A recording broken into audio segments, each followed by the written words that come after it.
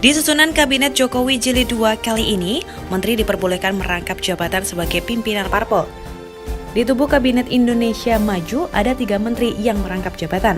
Presiden Joko Widodo memperbolehkan menteri kabinetnya merangkap jabatan sebagai ketua umum partai politik. Namanya kebijakan itu boleh berubah, karena situasinya juga bisa juga berubah. Ya, nah ini kita kembalikan dong sama usernya dalam hal ini presiden. Bagi P3 yang penting sepanjang tidak menabrak peraturan perundang-undangan, ya silakan. Dalam buku Demokrasi Partai Politik dan Pemerintahan karya Miriam Mudjarjo yang menyatakan bahwasanya partai politik merupakan instrumen utama dalam proses pengambilan keputusan di pemerintahan. Oleh karena itu tidak dapat dihindari bahwa ketua partai politik menduduki posisi eksekutif sebagai menteri. Assalamualaikum warahmatullahi wabarakatuh. Shalom, Om Swastiastu, Namo Buddhaya, dan salam kebajikan. Pada kesempatan kali ini kami akan membahas mengenai hadirnya sebuah mosi yakni ketua umum partai politik merangkap jabatan sebagai menteri. Menurut Undang-Undang Republik Indonesia Nomor 2 Tahun 2011 tentang perubahan atas Undang-Undang Nomor 2 Tahun 2008 tentang Partai Politik, Pasal 1 Angka 1 menyatakan bahwa partai politik adalah organisasi yang bersifat nasional dan dibentuk oleh sekelompok warga negara Indonesia secara sukarela atas dasar kesamaan kehendak dan cita-cita untuk memperjuangkan dan membela kepentingan politik anggota, masyarakat, bangsa, dan negara, serta memelihara keutuhan negara kesatuan Republik Indonesia berdasarkan Pancasila dan Undang-Undang Dasar Negara Republik Indonesia tahun 1945.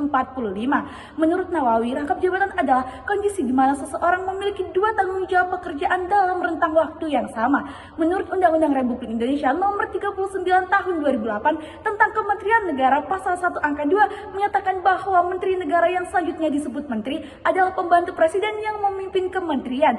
Dewan Juri yang terhormat, kami akan membahas mengenai beberapa hal, yakni yang pertama, apakah aturan terkait rangkap jabatan oleh partai politik menjadi menteri diatur secara eksplisit di dalam undang-undang, dan yang kedua, bagaimana hak prerogatif dari Presiden dalam memilih kabinet menteri, dan yang ketiga, apakah partai politik yang merangkap jabatan sebagai menteri dapat menolak APBN atau APBD, dan apakah hal ini bisa dijadikan alasan pembenar untuk memungkinkan terjadinya rangkap jabatan. Dewan Juri yang terhormat, pertama dari segi konstitusi, pasal 17 Undang-Undang Dasar 1945 memberikan hak prerogatif kepada Presiden untuk mengangkat dan memberhentikan menteri-menteri kabinet. Dalam hal ini konstitusi tidak memberikan batasan terkait latar belakang calon menteri, termasuk apakah mereka berasal dari partai politik atau bahkan menjabat sebagai ketua umum partai. Ini membuat Presiden leluasa untuk memilih siapa saja yang dinilai untuk mampu mendukung kebijakan pemerintah. Secara yuridis tidak ada larangan eksplisit yang melarang seorang ketua umum partai untuk merangkap jabatan sebagai menteri. Kedua, Undang-Undang Nomor 39 Tahun 2008 tentang Kementerian Negara juga tidak mencantumkan pembatasan mengenai posisi ketua umum partai yang bisa menjadi seorang menteri. Pasal 22 undang-undang tersebut memang melarang menteri untuk merangkap jabatan sebagai pejabat negara lainnya. Namun jabatan ketua umum partai bukanlah jabatan negara, melainkan jabatan dalam organisasi politik. Hal ini berarti bahwa dalam sudut pandang hukum tidak ada larangan bagi ketua umum partai untuk menjabat sebagai seorang menteri. Selanjutnya kita perlu melihat peran partai politik dalam demokrasi yang diatur dalam Undang-Undang Nomor 2 Tahun 2011 tentang partai politik. Partai politik memiliki fungsi krusial dalam sistem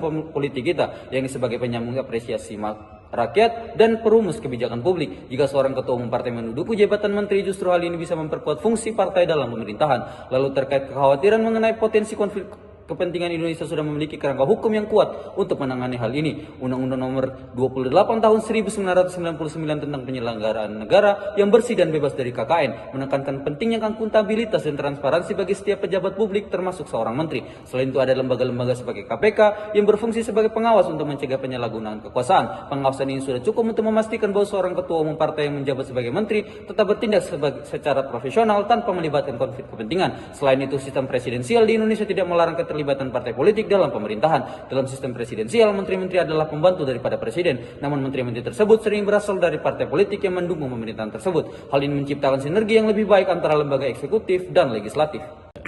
Dewan Juri yang terhormat, Indonesia merupakan salah satu negara yang menganut sistem pemerintah presidensial, di mana presiden sebagai kepala negara sekaligus kepala pemerintah. Presiden dibantu oleh menteri-menteri dalam menjalankan pemerintahan yang diangkat langsung oleh presiden yang sesuai dengan ketentuan pasal 22 Undang-Undang Nomor 39 Tahun 2008. Berdasarkan pengangkatan menteri oleh presiden merupakan kewenangan prosedural yang sesuai amanat yang diberikan oleh undang-undang. Jika melihat pada praktiknya bahwa ada 5 ketua partai politik yang menjadi menteri di kabinet merah putih di era kepemimpinan Prabowo Gibran, antara lain yang pertama adalah Bahlil Lahadalia, yang kedua kedua Zulkifli Hasan, yang ketiga Agus Harimurti Yudhoyono, yang keempat ada Muhaimin Iskandar, yang kelima ada Agus Jabo Priyono. Kami selaku dari tim pelapor ini menyatakan pro terkait mosi perdebatan pada hari ini dengan 3 poin, antara lain pertama adalah Undang-Undang Nomor 39 Tahun 2008 tentang Kementerian Negara memang tidak memberikan limitasi kepada Presiden untuk tidak dapat mengangkat menteri yang berasal dari parpol sehingga bersifat antar ketua. Aturan tersebut tidak ada. Yang kedua adalah hak prerogatif yang dimiliki oleh Presiden, status menteri sebagai pembantu Presiden dalam menyelenggarakan pemerintahan negara, menjadikan Presiden memiliki legitimasi untuk mengangkat dan juga memberhentikan menteri yang ia pilih. Melihat penggunaan hak prerogatif yang digunakan oleh Presiden dalam mengangkat menteri merupakan hak istimewa yang mana sepenuhnya dimiliki oleh Presiden atas dasar pertimbangan bahwa Presiden sebagai salah satu perwakilan pemegang kekuasaan negara serta berdasarkan kapabilitas para menteri yang ia pilih. Yang ketiga adalah penandaan organisasi partai politik dan dari dana APBN atau APBN yang bersifat bantuan, yang dimana bisa diartikan sebagai partai politik bisa menolak bantuan dana yang dianggarkan oleh APBN atau APBD. Dalam konteks ini dapat dijadikan alasan pembenar bahwa bisa terjadi rangkap jabatan. Dewan Juri yang terhormat, di bawah kami pada akhir argumentasi yang telah kami susun secara komprehensif dan konseptual. Yang menang ketua umum partai politik yang juga menjabat sebagai menteri memiliki keunggulan tersendiri dalam memperkuat koordinasi antara kebijakan partai dan eksekutif.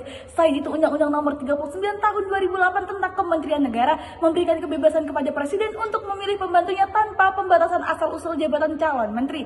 Artinya, jika Presiden memandang seseorang ketua umum partai layak memegang posisi strategis di pemerintahan, maka hal ini sah secara hukum dan justru dapat membantu memperkuat stabilitas pemerintahan. Mengingat ketua umum partai biasanya memiliki jaringan politik dan pengaruh yang kuat di parlemen. Oleh karena itu, beberapa langkah penting untuk memastikan rangkap jabatan ini berjalan sesuai dengan prinsip tata kelola pemerintahan yang baik. Pertama, harus adanya penguatan pengawasan dari lembaga-lembaga seperti Komisi Pemberantasan Korupsi dan Ombudsman. Mereka perlu memantau dengan cermat apakah kebijakan yang diambil oleh menteri yang merangkap ketua umum partai politik benar-benar berpihak kepada kepentingan umum, bukan hanya kepentingan partai politik. Kedua, mekanisme akuntabilitas publik perlu ditingkatkan. Masyarakat harus memiliki akses yang luas terhadap informasi mengenai proses pengambilan keputusan, sehingga mereka bisa menilai apakah pejabat yang bersangkutan bekerja secara transparan dan profesional. Ketiga, peningkatan pelatihan dan pengembangan profesionalitas bagi pejabat publik yang merangkap jabatan. Pelatihan ini dapat membantu mereka untuk lebih memahami prinsip-prinsip tata kelola pemerintahan yang baik, sehingga mereka bisa menjalankan tugasnya dengan kompeten tanpa bias politik. Dewan Juri yang terhormat, kami dengan tegas mendukung mosi perdebatan kali ini dengan catatan bahwa mekanisme pengawasan, transparansi, dan akuntabilitas dijalankan dengan baik. Jika diatur dan diawasi secara tepat, rangkap jabatan ini justru dapat menciptakan sinergi positif antara partai politik dan pemerintahan, yang pada akhirnya akan memperkuat stabilitas dan efektivitas pemerintahan itu sendiri. Burung Nuri, burung cendrawasih, cukup sekian dan terima kasih.